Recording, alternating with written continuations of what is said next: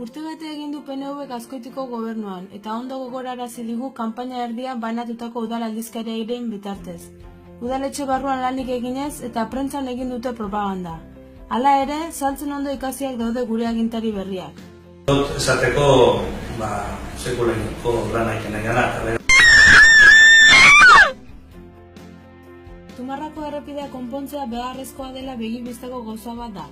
Orain dela 9 urte, 160 milioi euroko kostua zuen proiektua baztertuta, proiektu berria egin behar dela onartu zuten biak. Proiekturik ez, eta prentsaurrekoa eman zuten esanez 2019rako obrak hastear egon litezkeela. Justu hurrengo hauteskundetarako. Ideak ez etxea udalaren jabetza izatera pasako zela iaz jakin genuen. Ekainean, udalak Eusko Jaurlaritzarekin batera UBP etxebizitzak egin nahi zituela adierazi zuen prentsaren bidez. Berriro ere, udaletxean inungo lanketarik egin gabe.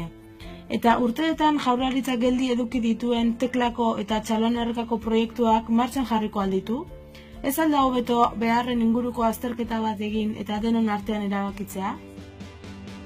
Lidelen ampliazioa ere izugarrizko garaipen bezala saldu digute prentsaren bidez. Beti ere, benetako salmenta prezioa publiko egin gabe.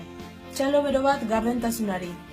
Gainera, norbaiti galdetu aldiote Lidl handiago bat nahi ote genuen? Merkatari txikien iritzia galdetu dute? Urtebetean gardentasunean emandako urrats guztiak atzera eman dituzte.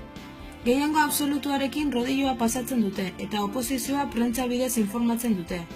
Parte hartzea esloganetarako gelditu da, eta kontratu gehienak kontratu txikien bitartez adedo ematen dira.